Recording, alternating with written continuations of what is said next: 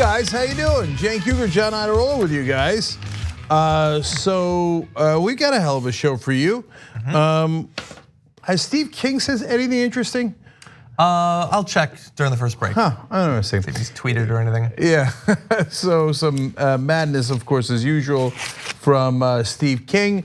We'll get to that in just a little bit. And then important updates on the Jeffrey Epstein case. We started talking about this on Old School last night because it kind of broke in the middle of the night. It turns out that the guards had falsified the logs for Epstein's jail cell. That doesn't mean anything. Okay, oh boy. And apparently his girlfriend's in hiding, his fixer, the one that helped him recruit the girls. Now, she's not hiding from the cops. The cops can get her anytime. So who is she hiding from? I don't know, but this is a crazy, crazy movie. So some updates on that a little bit later. And then in the third hour, when we've got our guests, Kara Eastman, Just Democrat. Back again. Back again, almost won, got within 2 points of a Republican in Nebraska. So is the DCCC now fully supporting her, given that she's got an excellent chance of winning this time around? Obviously. They are recruiting. They'd be stupid not to. Wow, that part is true. They're recruiting candidates against her as we speak. Okay, anyway, hell of a show. Let's get started. Okay, now that I'm depressed, let's get started, yes. Yep. New report by ABC News links 36 different crimes, either violence, intimidation, threats, a variety of different criminal offenses directly to the president with fairly stringent requirements for them to include it in that list. And this really goes to the debate that we've been having, that the country's been focusing on mainly since the El Paso terror attack, but that we've been talking about for some time about the similarity between his rhetoric, the rhetoric used by people who commit terror attacks, any connection there. And we can continue to have that debate. We're gonna give you the results of the ABC News study in just a second. But as always, I think some evidence is helpful. And so J.R. Jackson put together another one of his mashups, this time of Donald Trump. And let's see whether or not he's a fan of violence and attacks and threats or is opposed to it. And he's walking out, and we're not allowed, the guards are very gentle with him. He's walking out like big high fives, smiling, laughing, like to punch him in the face. Bringing drugs, they're bringing crime, they're rapists. You know what they are? They're thugs. Yeah, build that wall, you're right. I love the old days. You know what they used to do to guys like that when they were in a place like this? They'd be carried out on a stretcher, folks. That's true. And we endorsed Greg very early, but I had heard that he body slammed a reporter. Any guy that can do a body slam, he's my kind of.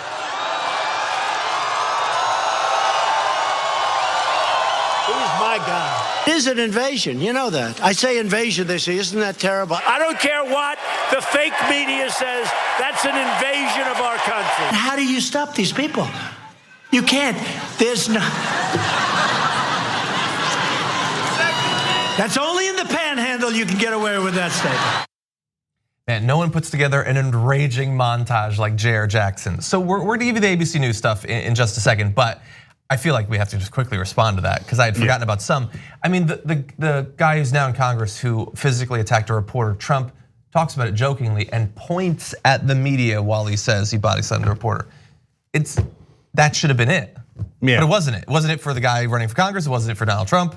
Nothing matters anymore. Imagine if Obama had said, "Oh, I love this guy. He body slammed a reporter for Fox News," and then pointed to all the Fox News reporters. Hey guys, Democrats, liberals, look, that's where the Fox News reporters are. I love it when you body slam them. My head sort of exploded. Impeachment proceedings, the whole thing. Exactly. But my favorite is Trump, when asked about all this after the El Paso shooting, said, and notice the video you just watched. He said, "I think my rhetoric brings people together." Well, why don't we hear the president? Because it's laughable, but here's what he said. No, I don't think my rhetoric has at all. I think my rhetoric is it brings people together. Our country is doing incredibly well. Well, it has brought at least a few dozen people together, and so we turn now to ABC News. They did a nationwide review and they identified at least 36 criminal cases where Trump was invoked in direct connection with violent acts, threats of violence, or allegations of assault. The 36 cases are remarkable in that a link to the president is captured in court documents and police statements under the penalty of perjury or contempt. Before we get into the specific form that they come in, you should understand that there are many, many crimes that were committed that they, if they had different standards, could have included in this, but that they chose not to. If there was just strong evidence on social media that the person who committed a crime was a hardcore Trump fan, went to his rallies and all of that, that did not meet their standard. The individual person who committed the crime, either they needed to say that it had to do with Donald Trump, or their own lawyers in either police records or court, an actual court proceeding needed to say that it was connected with Donald Trump, which is an incredibly high bar, and still they were able to find 36. There were a very small number that were done in defiance of Donald Trump. So hypothetically, those people are not fans of Donald Trump, but the vast majority were done in support of Donald Trump. Yeah, well, let me go further on both of those counts. First of all, no, there were 7 that were done in quote unquote defiance of Trump. No, so that doesn't count under Trump at all. I mean, I get that it's linked to Trump because they mentioned Trump, but they were attacking Trump supporters. So that or threatening, or not threatening. All attacks. That's right. But so those 7 should be, I think, in order to have a more fair conversation here and so that you understand the context of it, should be removed from the list. 29 were said they did it because of Trump, because of Trump's language, because of how much they like Trump. By the way, if you're a Trump supporter, you're not on the list. It's not like all people who committed crimes but voted for Trump. No, not remotely. Even if it's super clear, as John pointed out in social media, that you support Trump, that doesn't mean you did it because of Trump, the violent act. Exactly. So you're not at all included. But even if you said it in social media, hey, I did this because of Trump, you're still not included in the list because it has to be in a court record or a police report. Now, if you were that explicit about it, it probably will make it in the court records anyway. But vandalism's not included, even though you could do vandalism with a swastika, etc. There's a lot of different categories that were not included. And one other one that we need to note, because the 29 is the tip of the iceberg. The iceberg is all the ones that happened and either it was not reported or it was reported, but the guy just didn't blurt out, I did it because of Trump, but he actually did, but he just never said it, exactly. Right? Or that he was enraged and didn't even quite connect it to Trump, but he thought, Latinos are terrible and Muslims are terrible, etc. So one guy in particular burned down his neighbor's house because they were Muslim. And he said, yeah, Trump told me we got to ban these people from the country. But could another case or many other cases involve attacks against people? But they just don't say, I did it because they're Muslim and Trump told me Muslims are bad. So this number of cases is really, really limited. Yeah. But it does give you a sense of the iceberg underneath. And still there's 29 cases that are overwhelming. And another really important piece of context. So I immediately thought, yeah, but how many happened under Obama or Bush, right? Obama's a good counterexample because he's a Democrat, obviously, but Bush is also a counterexample because even though his administration was awful, he usually saved his rhetoric for when launching actual invasions, and he had terrible things as well. Don't get me wrong, he ran against gay Americans in his reelection, and I can go on and on. But he didn't often go out and encourage violence in America, so it's an interesting baseline. So it turns out the number of attacks directly linked to Obama, and they did the same exact methodology for Obama as they did for Trump, was it lower than 29? 0. It was 0. Well, how about for Bush? Now he's a Republican, blah, blah, blah. Nope, 0. So for former presidents in our lifetimes, basically 0. Trump comes into office, all of a sudden, this iceberg emerges, and these 29 cases in particular. Yeah, and look, you can have an issue with Obama and certainly massive issue with George W. Bush, but for all, how many mashups were put together of George W. Bush during the Young Turks years then? Lots of them, of Hundreds. him saying buffoonish statements, but not him saying, punch that person. I want you to knock out that reporter. He didn't do stuff like that. And of course, Barack Obama didn't. And so this should not perhaps be that surprising, but I want to give you more details. In 9 of the cases that we're talking about, perpetrators hailed Trump in the midst or immediate aftermath of physically attacking innocent victims. In another 10 cases, perpetrators cheered or defended Trump while taunting or threatening others. And in another 10, Trump and his rhetoric were cited in court to explain a defendant's violent or threatening behavior. The perpetrators and suspects are mostly white men, some as young as teenagers, some as old as 75, while the victims are largely representative of minority groups, African Americans, Latinos, Muslims, and gay men.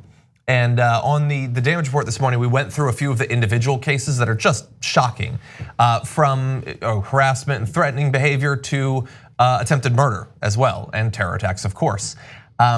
But it goes back all the way to August of 2015. There was a 30-year-old who beat a sleeping homeless man with a metal pole, and told police Donald Trump was right, all these illegals need to be deported.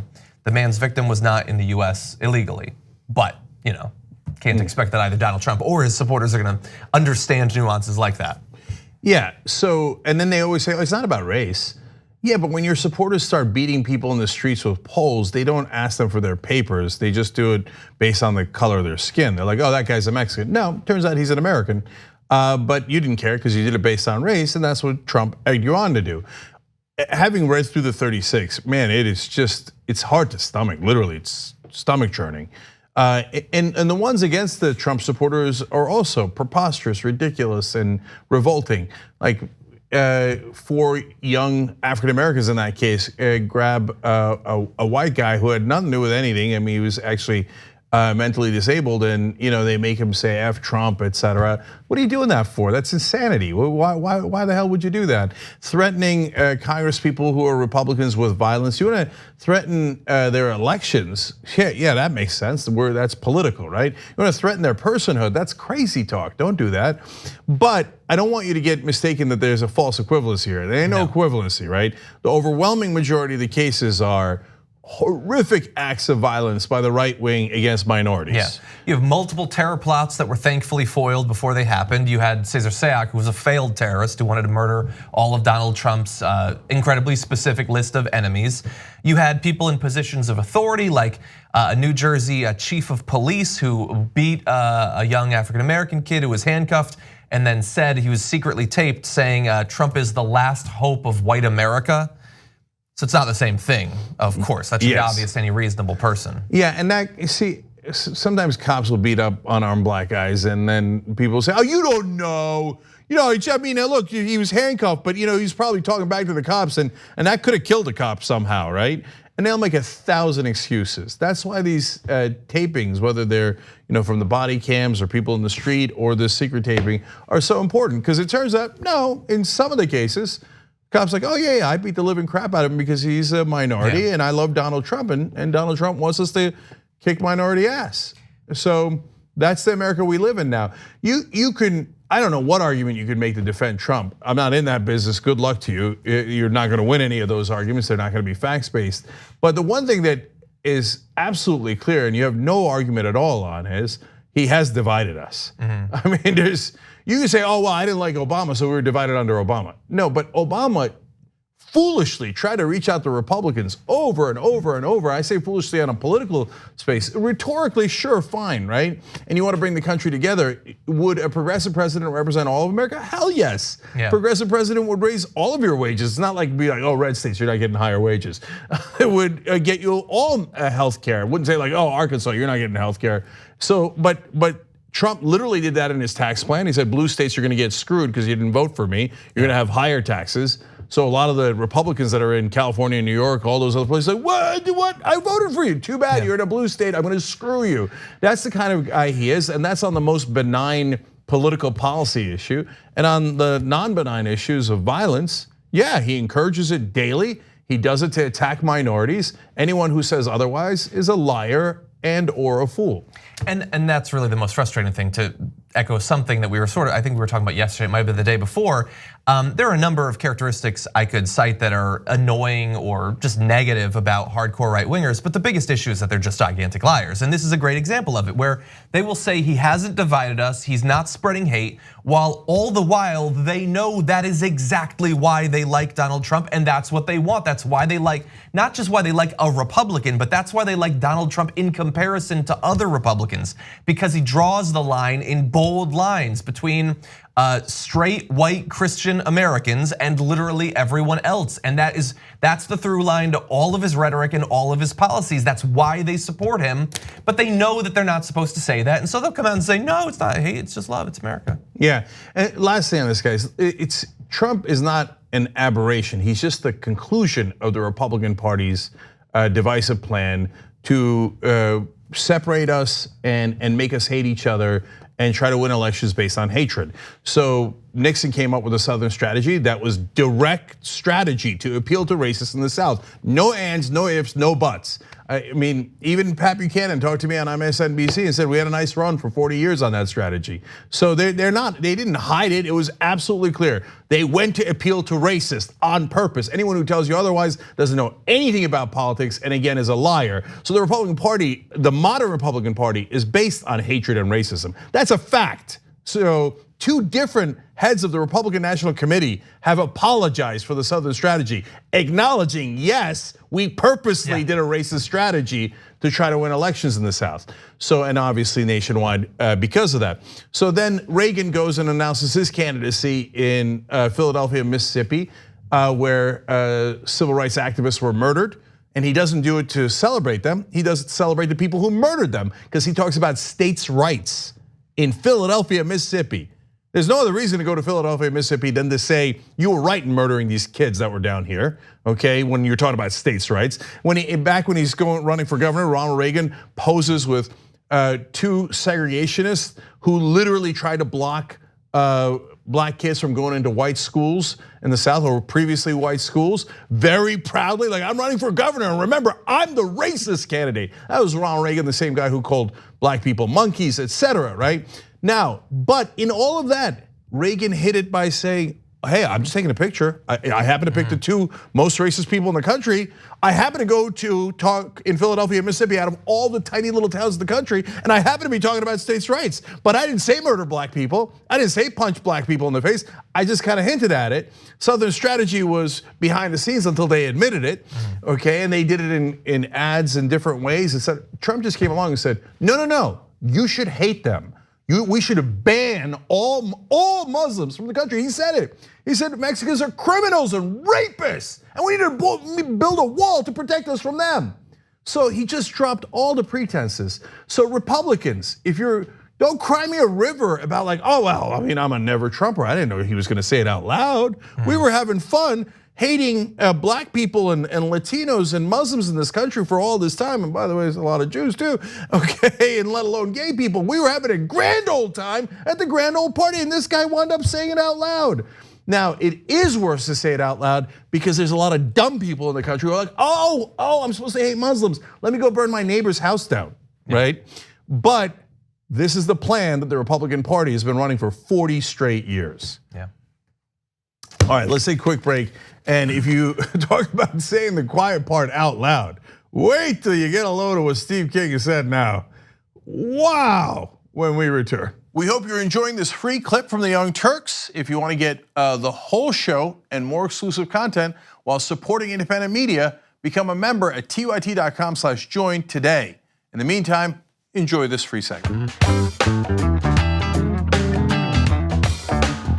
All right, back on the Young Turks, Cenk and John with you guys. If you guys can vote for us for Streamies, that would be amazing. We'd really appreciate it. Young Turks up for New Show of the Year, Happy Half Hour for Comedy, and the Conversation for Podcast. So go to tyt.com/TYT-Streamies, tyt.com/TYT-Streamies. You could actually vote every day, and that would be great, and we'd really appreciate it. You guys are too strong. That allows us to win these awards. And that gives us, honestly, it gives us credibility and allows us to book more guests and is really generally positive for the show. So we really appreciate your participation in that. tyt.com/TYT-Streamies. Okay, and then I want to let you know this Friday for a members only Agit prop, Hassan Piker will be discussing feminism and Marxism with Jamie Peck from the Majority Report. That starts at 3:30 p.m. Eastern. In order to get that, you got to go to tyt.com/agitprop, sign up to become a member, and then you'll be able to get all the Agitprop episodes. Okay, now let me go to you guys. The members commenting here, Jess IMTYT says there are two choices in the 2020 election: Lady Liberty's torch or the tiki torch. In the end, we all know who the violent racists are. That's actually a really powerful metaphor. I think somebody should do a shirt about that. So thank you, Jess. Anthony says, I don't get the attempts to reform Bush's reputation. The man killed tens of thousands of Arabs in his pointless war in Iraq. He's a war criminal and he should be taken to The Hague. Anthony, I really disagree. It's not tens of thousands. It's definitely at least hundreds of thousands and perhaps a million. Well, I disagree in a different way. We're just acknowledging reality. We're not reforming his reputation. Either he said the things in his public addresses or he didn't. We acknowledge that he didn't. It's not in any way saying that he wasn't horrible in all the ways that literally the show was founded to point out. We're just acknowledging reality. Yeah, no, I don't reform his reputation at all. I mean, look, if Trump is removed from office or leaves and he doesn't do anything extra and he doesn't somehow end our institutions, at the end of the day, Bush will still be worse. Of course, yeah. And I know that if you say that on MSNBC, their heads will explode because half of them used to work for Bush. And the other half are now like, oh, Bush is great. Even Keith Olbermann was going around saying, oh, I'm so sorry for what I said about Bush. Are you insane? Did he really say that? Yeah, and so, no, Bush and Cheney were monsters. They started that war that destabilized the whole world, and let alone all hundreds of thousands of civilians, including babies and grandmothers, were killed in that war. Yeah. Let alone the torture, let alone all those things. But anyway, so don't ever misconstrue what we're saying about that. Kanye Trump's bitter Kofefe writes in, TYT and TDR, that's the damage report that John hosts, are must-listen podcasts. Ooh. And I listen at 1.5 speed to get them in quickly. You'd be surprised how smart John and Cenk sound at that speed. For once, we found the way.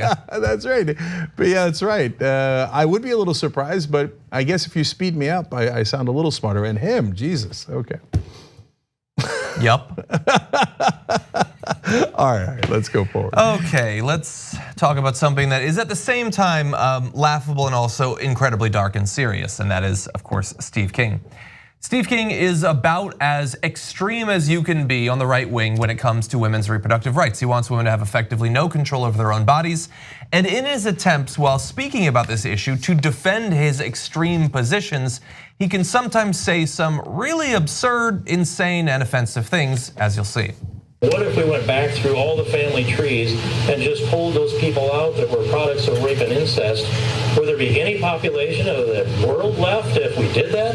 Considering all the wars and all the rape and pillage that's taken place and whatever happened in culture after society, I know I can't certify that they're not part of a product of that.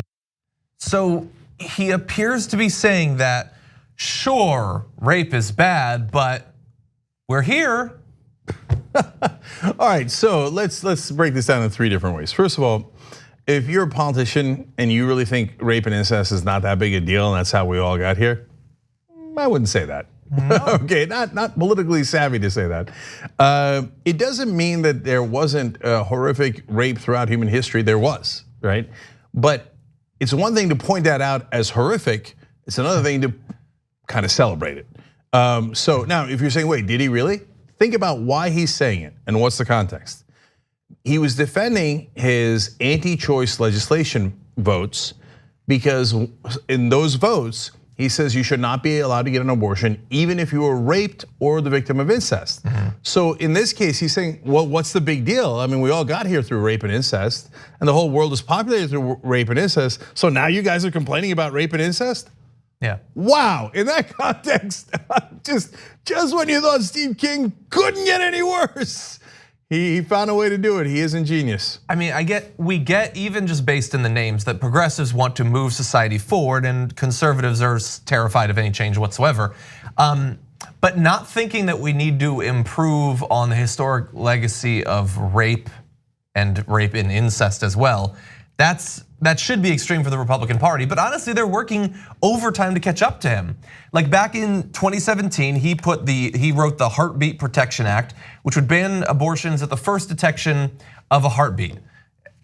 that's their thing, I guess. It was considered terribly extreme, crazy extreme, couldn't possibly do it back then. Since then, 4 Republican states have approved legislation of that sort.